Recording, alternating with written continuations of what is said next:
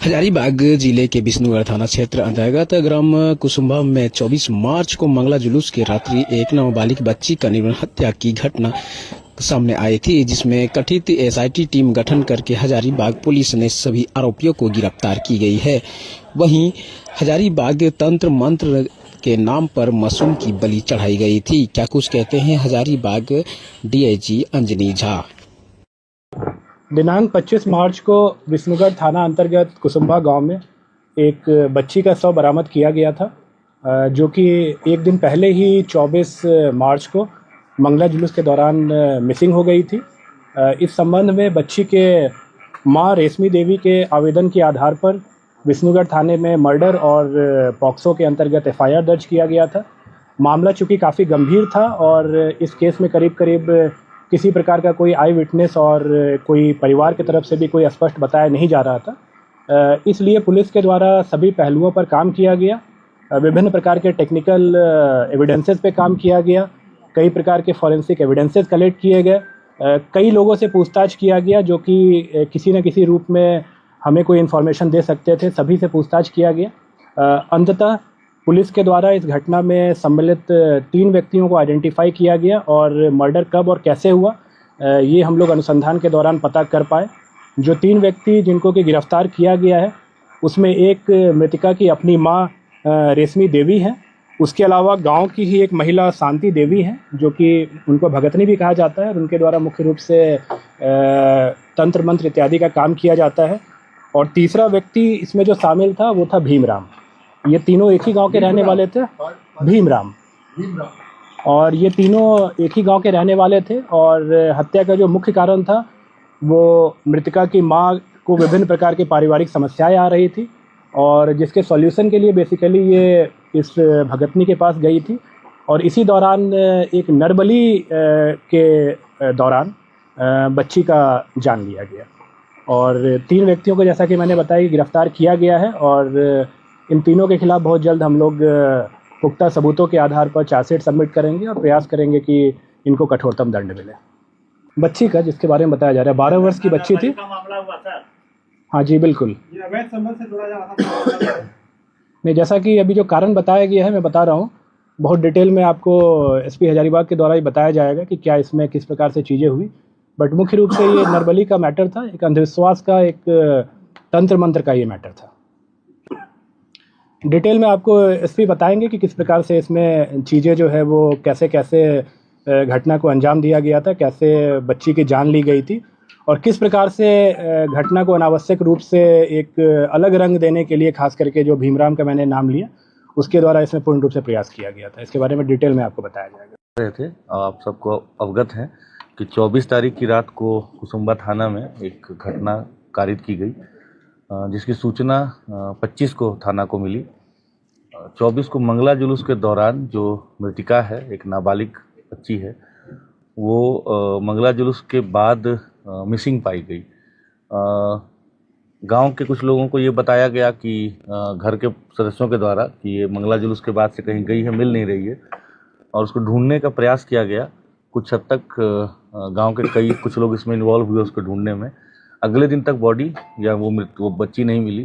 तो फिर जब अगले दिन उसका मृत शरीर के बारे में जानकारी प्राप्त हुई, हम लोगों ने एफआईआर किया। इसमें मुख्य रूप से 3 मेन अक्यूज्ड अभी तक सामने आए हैं। इसमें एक खुद उसकी मां है रेशमी देवी, दूसरा भीमराम है और तीसरी एक जो तंत्र मंत्र करती हैं ओझा गुनी जिसको भी कहते हैं, एक महिला है शांति देवी। जो मृतिका की मां है और भीमराम के बीच करीब 10 वर्षों से अनैतिक संबंध की बात सामने आई है और उनके जो पति हैं वो महाराष्ट्र में कुछ रोजगार करते हैं और कम ही घर आना जाना होता है।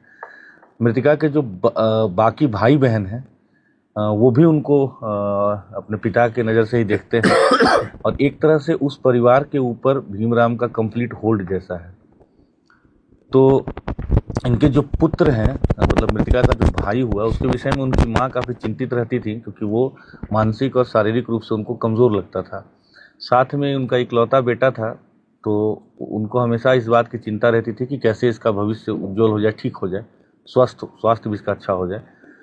ओझागुनी का जो उनका उनकी विश्वास है, वो पिछले कई सालों से वो जो हम लोग बताए कि शांति देवी हैं जो ओझागुनी करती हैं और जो एक भक्तिनी जिसको कहा जाता है ग्रामीण परिवेश में, उनके पास जाती थी।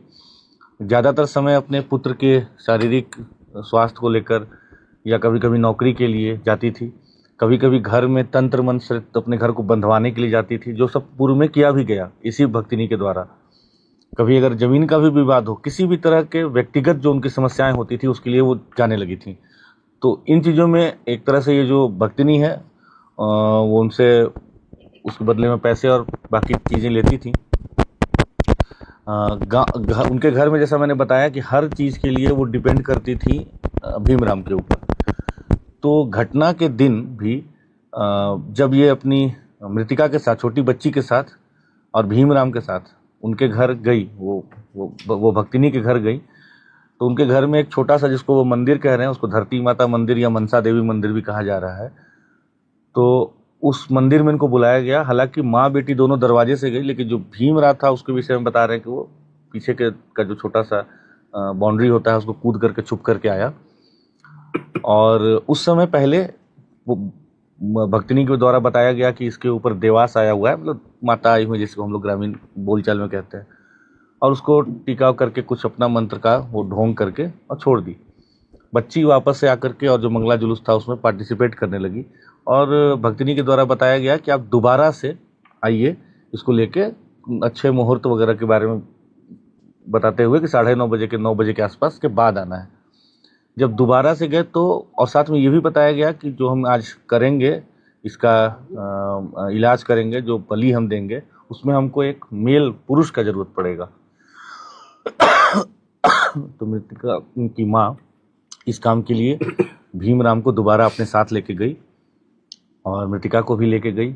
उसको, बच्ची को पहले बताया गया कि उसको वहाँ बिठा करके वो मंदिर में, जो छोटा सा है, उसको मंदिर तो कहा जा रहा है जो भी, तो वहाँ पे बिठा करके उसको पूजा वूजा किया गया, टीका उका कुछ किया गया।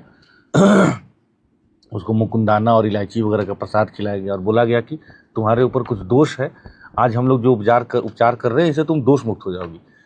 फिर इनकी मान्यता थी कि जो वहाँ बसवाड़ी है, जो हमारा, जहाँ से हमें शव बरामद हुआ बाद में, कि उसी बसवाड़ी में वहाँ के भूतों को बांध के रखते हैं, ये कह करके इसको वहाँ ले गए और फिर वहाँ इसको लेटने के लिए कहा गया। और उसके बाद उसका भीमराम के द्वारा इसका गला दबा करके इसकी हत्या की गई। साथ ही उसको कॉलिंग स्टिक कहते हैं, उसकी मदद से आप सब जानते हैं कि इंसर्शन किया गया ब्रूटली, और उसका सर फोड़ करके उसका खून लिया गया। तो ये सारी जो कृत्य हुआ है, इसमें हम लोगों के पास काफ़ी पुख्ता एविडेंस और जो सूचना भी प्राप्त हो रही थी और एविडेंस भी हम लोगों को मिला। सबको हम लोगों ने अरेस्ट भी किया और हम लोग इस केस को बहुत गंभीरता से ले रहे हैं। हम लोग पूरी तरह से प्रयास करेंगे कि इसको हम लोग स्पीडी ट्रायल में ले करके जल्द से जल्द मृतिका को हम लोग न्याय दिलाएं और कठोर से कठोर हम लोग उसको दंड दिलवाने का पूरा प्रयास करेंगे। इस कांड के उद्भेदन के लिए 26 तारीख को ही रिस्पेक्टेड डीजीपी मैम के द्वारा और मेरे द्वारा एसआईटी का गठन किया गया था। उस एसआईटी में शुभम थे जो प्रोफेशनल आईपीएस हैं, साथ में एसडीपीओ विष्णुगढ़ थे, इंस्पेक्टर विष्णुगढ़ थे, 2 प्रोफेशनल डीएसपीज थे, कई और अन्य पदाधिकारी भी थे। साथ में कई और अन्य पदाधिकारियों ने इसमें काफ़ी सक्रिय भूमिका निभाई। इसमें सदर एसडीपीओ अमित आनंद है, साथ में वरीय पदाधिकारियों का भी लगातार हम लोग को निर्देश मिला। तो इन सब के कारण हम लोगों ने इस कांड का उद्भेदन किया है। सभी लोगों की गिरफ्तारी कर ली गई है। जो विधि सम्मत सारे प्रोसेस हैं फॉलो किए गए हैं, आगे भी किए जाएंगे। और इस विभत्स घटना का हम लोगों ने उद्भेदन किया। आप लोग जानते हैं कि घटना कारित होने के बाद ये भीमराम ही है जिसने कि इस घटना को कई तरह के कलर देने की कोशिश की। बार बार वो पुलिस को गुमराह करने के लिए, इन्वेस्टिगेटिव एजेंसी को गुमराह करने का प्रयास करता रहा। But finally on the basis of very good evidence हम लोगों ने तीनों को आज अरेस्ट किया है। स्टेटमेंट उनका नहीं देखा है, लेकिन अगर आया होगा हो सकता है। एसपी साहब, तब इसमें कॉम्पेंसेशन नहीं मिलना चाहिए परिवार को? इन विषयों पर मुझे लगता है कि उपायुक्त महोदय आप लोगों को डिटेल से ब्रीफ करेंगे।